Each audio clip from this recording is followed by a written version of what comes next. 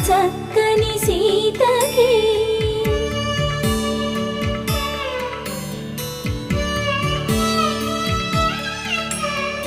ఎర్ర జాబిలి చేయి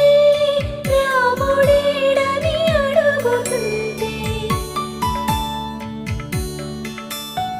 చూడలేదని పెదవి చెప్పే చెప్పలేమని కనులు చెప్పే నల్ల పూస